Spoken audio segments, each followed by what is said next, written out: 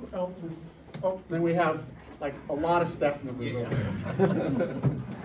So thank you all for coming. At this point, I'll turn it over to Mr. Mitchell, and we'll go from there. Thank you, Steve. Really appreciate you all being here tonight. Again, my name is Graham Mitchell. I'm the city manager for the city. And I just want to kind of walk through a couple of things that we're going to do. This is intended to be interactive. We're going to set the table and kind of establish kind of where we're at right now. And so you'll hear some presentations about kind of what we're doing to respond to homelessness. And then we really want to roll up our, we're going to talk about some limitations we have. I hear a lot of great ideas of what we can do, but most of them are not legal to do in California or the United States.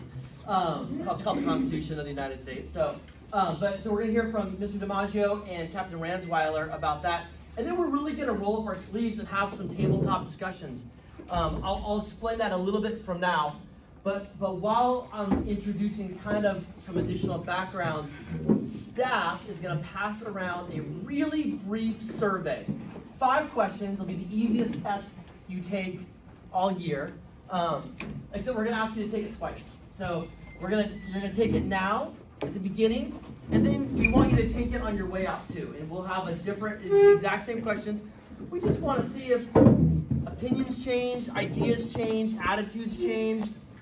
Not that you have a bad attitude, but just where the sentiment is going on a lot of things. I'll just say right now, I know the media's here.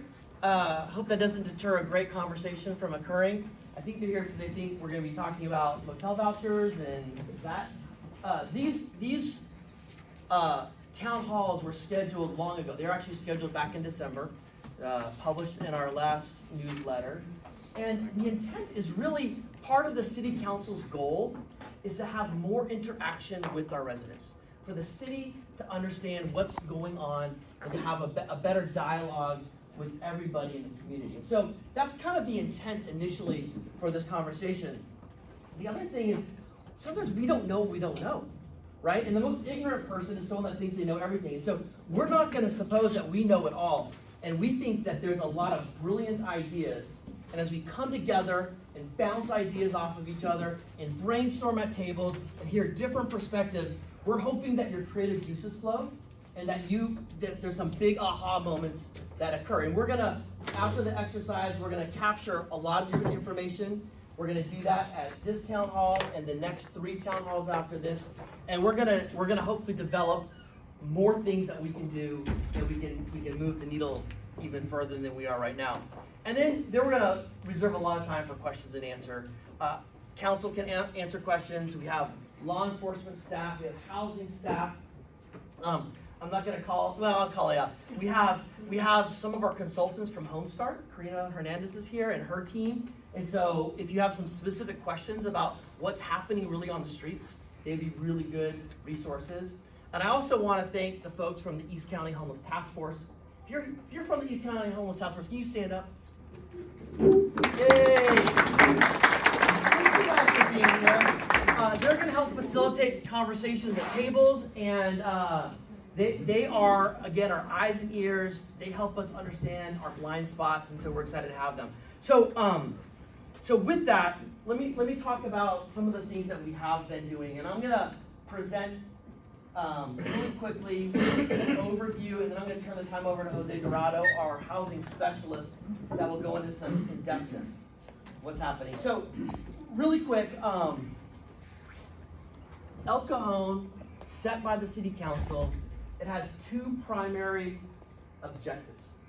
One is to find permanent housing for those that are currently suffering and living on the streets. That's their number 1 goal. It's not to create or facilitate a lifestyle of homelessness. It's to find permanent housing. That's the ultimate solution.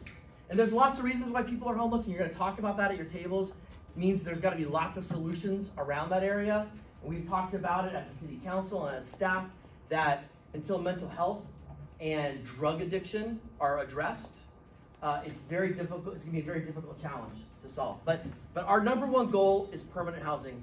And then our second goal is to ensure the integrity of neighborhoods, to ensure that there is a civility and a way of life in our community to keep that going on. The challenge is that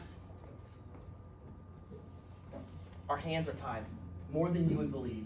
And some of you know how much our hands are tied, how we don't exist in an island. And so because of that, we have to react and respond to other government agencies. We have to follow the laws of California, which are changing periodically or frequently. And again, Mr. DiMaggio and Captain Ransweiler will explain some of those limitations and how that affects us. So with that, I'm going to turn the time over to Mr. Dorado to talk about what we have been doing over the past few years. Thank you, Graham. I'm going to go over quickly some of the homeless programs that the city is currently funding. So the first one I'm going to go over is called the Way Back Home program, and that's through Salvation Army. And the program reunites individuals in El Cajon with their families or loved ones. This is done by providing assistance with transportation, food, and sometimes an overnight stay if needed in order to get to their destination. The second worthy organization is East County Transitional Living Center, and they provides non-faith-based emergency shelter programming. They allow households to stay up to 60 days. In addition, emergency shelter households receive case management services, meals, additional services to help connect them with permanent housing solutions.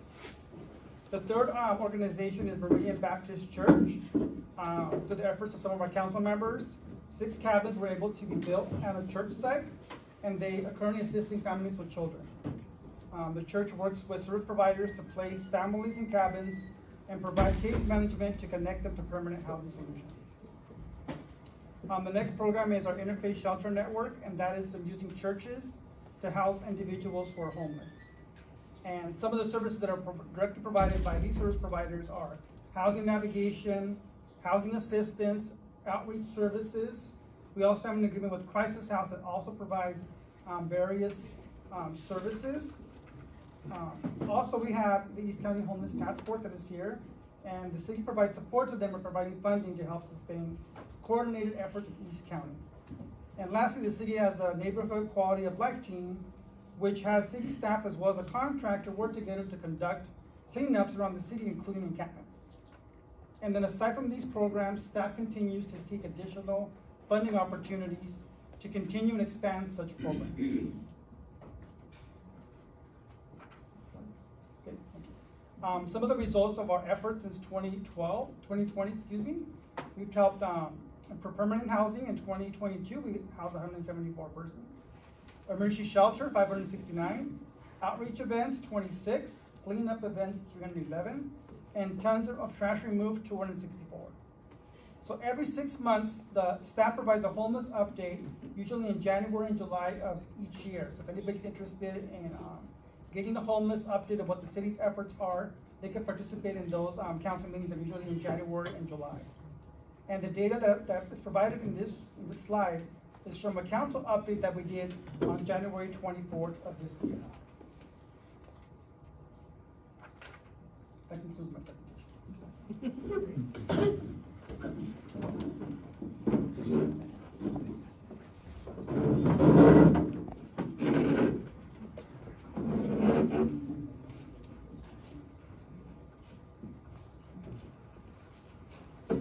Yay. So my name is Vince DiMaggio. I'm the Assistant City Manager, and before we begin, this is Captain Rob Ransweiler. Before we begin, if any of you have completed the survey, just raise your hand so staff can come and get it.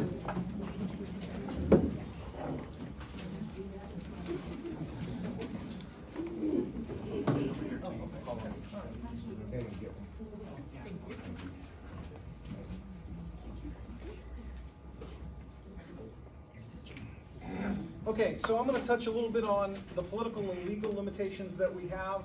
Part of the responsibilities that I have are to look at legislative changes that come from Sacramento.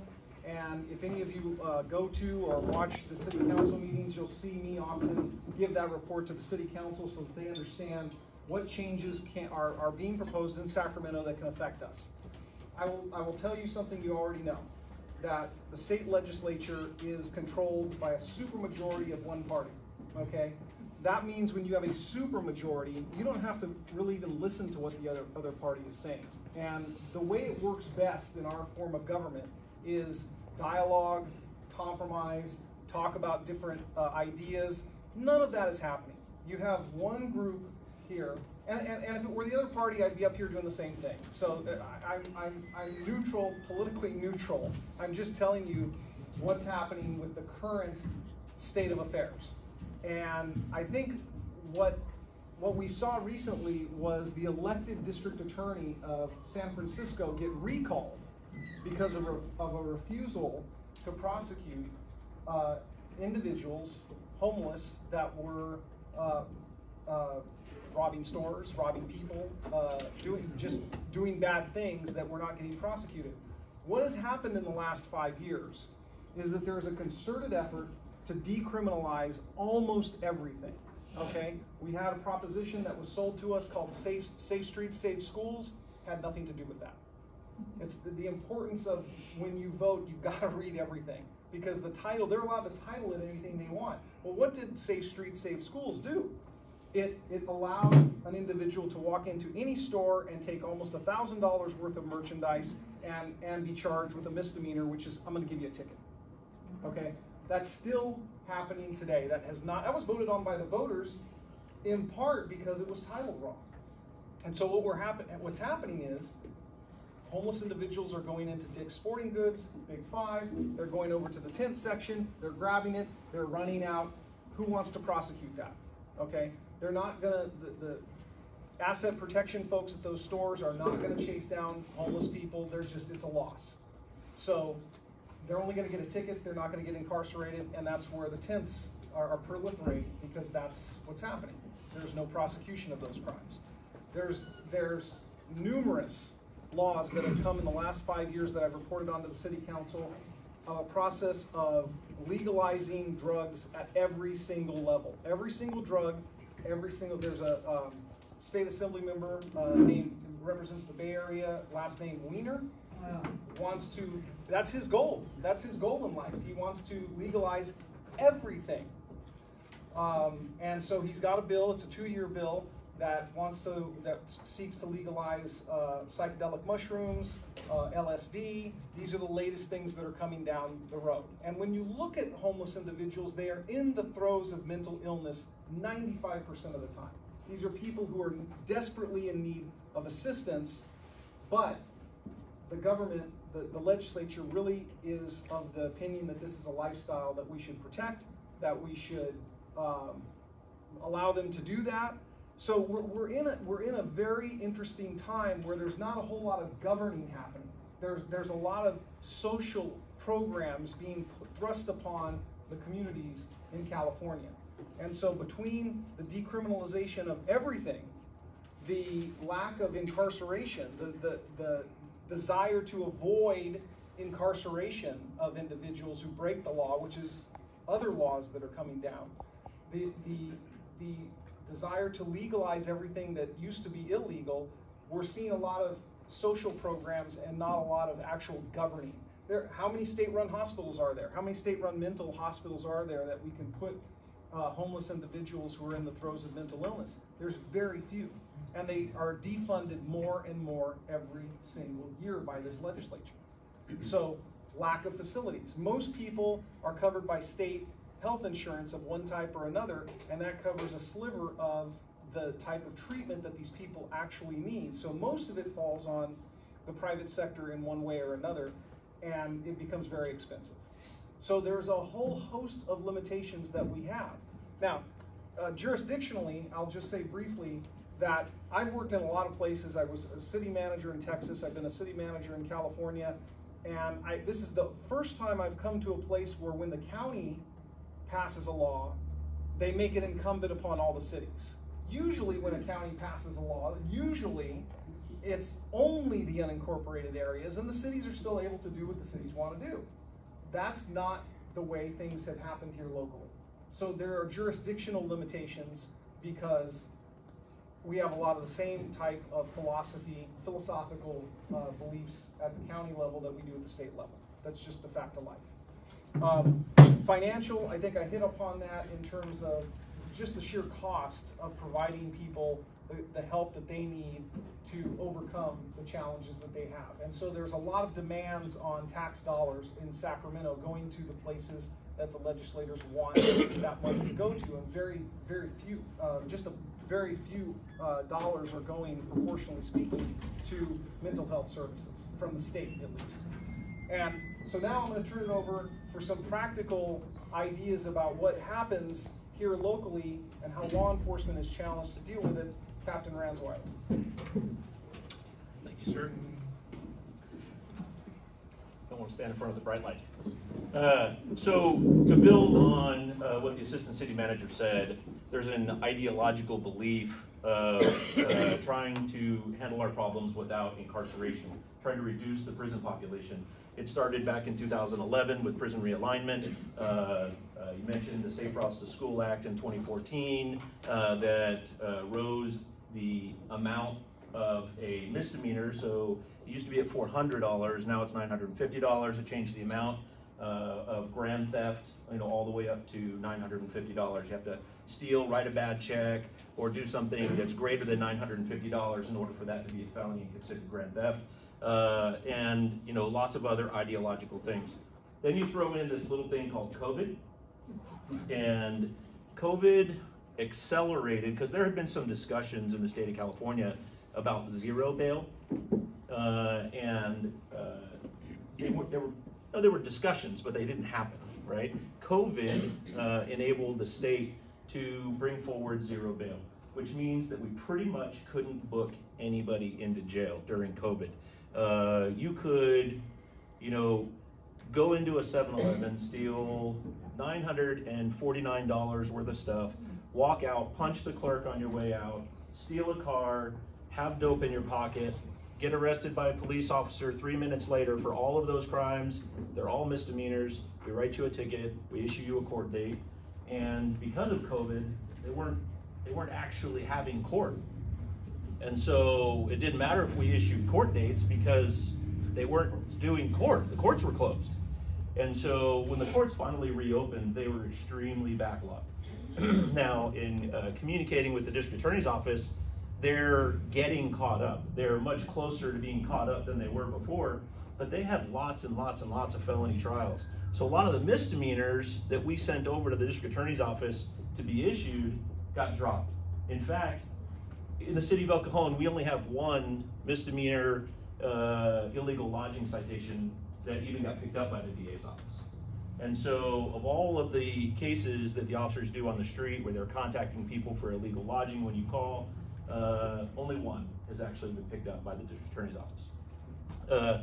We have a meeting with the district attorney's office and our city attorney this upcoming Thursday to try to talk about ways to better that process. But these are some of the things that we are hindered by when it comes to homelessness. So we mentioned People versus Boise, or Martin versus Boise, and the Ninth Circuit Court of Appeals, and the fact that homelessness in public areas was not necessarily illegal, and it placed some restrictions on the cities and what we could and couldn't do.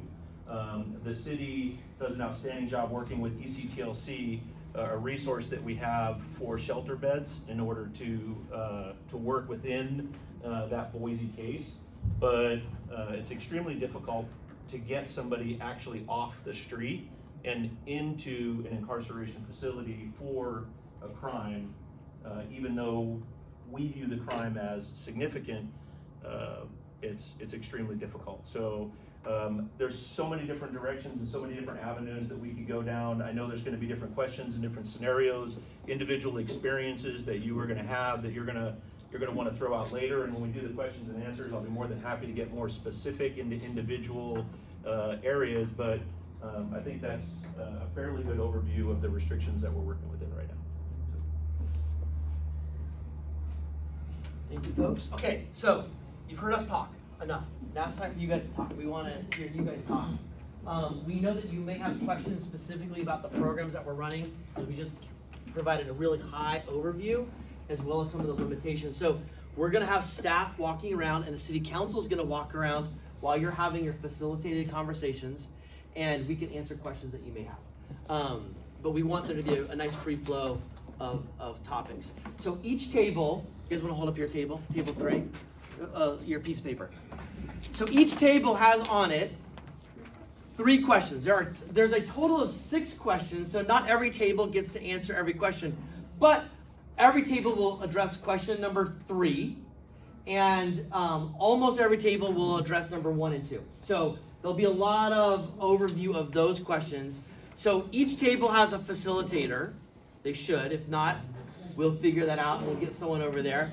But they're going to help facilitate a conversation. We're going to spend about 30 minutes having a discussion on these 3 questions. So if there's 30 minutes and there's 3 questions, how much time per question? 10. About 10, right? Now, there may be one you want to really focus on. So maybe you want to allocate a little bit more time. So there's no reason to belabor the whole 10 minutes. And if you want to wrap up faster, that's... HomeStart is one of our service providers. If you want to talk about great wraparound services, if you want to know about an organization that has been successful in placing people into permanent housing off the street, who's here with HomeStart? Look at these hands. Look at these people. These are the people that place people who are formerly homeless into a series of great decisions that now they're housed. And they are just so good at what they do. And if you want to talk about wraparound services that are effective, we are so proud to partner with them. Great job. Thank you. I just want to add on to that. So something that my friend Katrina mentioned that I say up, she's always saying, or she made a comment that says we need to humanize homelessness. And that is really critical. We have to see our homeless population, no matter how dirty, no matter how drunk, no matter what their situation is, we have to see them as humans. Thank you. Because we don't allow stray dogs to live on the side of the road. Right. Why should anyone say it's okay to have someone living on the side of the road? It's not. And HomeStart team, I can't tell you, they were awesome out there. And I know that I can call up Karina at any time and go, Karina, I got this situation, can you help me out? Or if it's ECTLC, dude, call me up, I need a place to put someone. And so these people that work constantly with our homeless population, it's not easy work, because there are some people out there, Jojo, you can tell me, they're going to look you in the eye and go, no, I don't want any of that you have to offer. And how many times does it take to get someone to take housing? It can take, what, 10, 12 times or more before they accept that housing. And that's what a lot of people don't understand, is that you can't just go out to one homeless person and say, hey, I've got this great shelter, I can get you in. And they're going to go, great. That's not going to happen. Sometimes it takes years. When you have people that come out of the canyons after 10, 20 years, and they go, okay, I'm ready. Those people are going to be successful, and now they're trying to help other people. The chef at ECTLC lived in the canyons for 20 years. And now he's in charge of the kitchen at ECTLC, feeding, what, 500 people? More. Exactly. And these are the people that have put their heart and soul into helping those, for whatever reason, that got them to be homeless. And that's what we have to understand. And we have to, if you're on board with safe parking, if you're on board with a shelter, if you're on board with some of the programs that we want to implement, whether it's here in El Cajon or in the county, please talk to your neighbors, talk to your family, talk to your friends, and change that attitude of not in my backyard. I'm not saying that we have to have a shelter in everybody's backyard or we have to have an ADU. But if a city is saying, look, we have to get a safe parking lot, be supportive of that, because there's a reason why we're doing it. We're not out here to waste your taxpayers' money. My taxes go on this. All of our taxes go into this. And so the longer that we let this go on and don't address the humanness of it, the longer it's going to continue. And just because other cities may look like they're doing really well, are not, because no one, and I do a lot of research on homeless in different cities, I have yet to find anyone that has been super successful in taking 1,000, 1,500, 2,000 homeless people and solve it, because it's not getting done. Because every single person is an individual. Every single person has their own story, and the end of that story will be different for each and every person.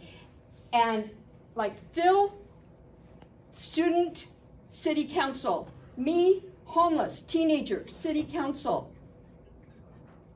That takes a lot to overcome all of that we have gone through to get there. And it's easy for someone to sit in their house and go, yeah, I don't want that parking lot in my backyard, or I don't want those tiny homes. But these people are begging. There are people out there begging to get help, like this lady over here. Not to call you out, ma'am, but those are the people that we need to help. And the moms and their kids that are out there.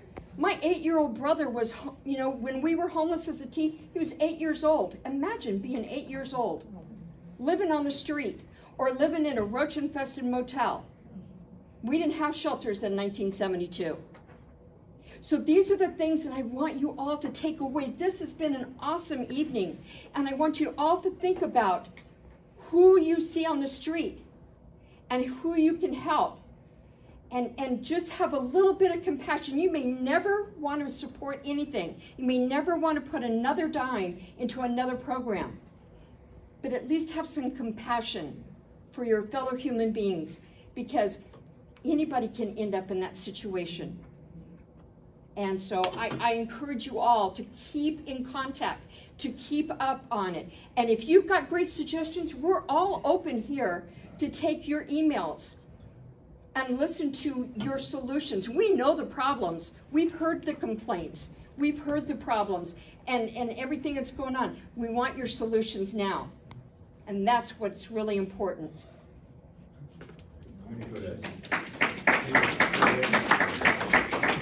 So you said that you're an advocate for the homeless. Are you part of like any organization? Well, I work with the East County Task Force on Homelessness. Okay. But I speak out on my own. And what do you think, or else what did you think about the meeting? Like, do you have any thoughts? Well, I thought it was good to be able to get people together to talk about the issues. As you can see, I was pretty engaged. But what I think is that we've got to see the homeless as just normal citizens who've got difficulties. We've got to love them like we would love, our family members. I think if we can come to that realization, then I think it's the first step towards, dealing with homelessness. And there were some people at the meeting that were saying how there are people that are choosing to be homeless, and they just want to abuse the system to get free stuff. What's your opinion on that? I think there's a certain element of that, but I understand that about 85% of the people that are on the street want to get off the street. So there's a small portion of that population that is very happy with that lifestyle and doesn't want to change it. And there are also some other people that were saying that there are people that are at the meeting who are only here because they're getting paid. Yes. What is your opinion on that? Well, I guess the providers go where the discussion is, so they can keep up to speed on what the public's thinking about the issues, and then I guess they try to figure out how best to get their agency in a position to provide services for them.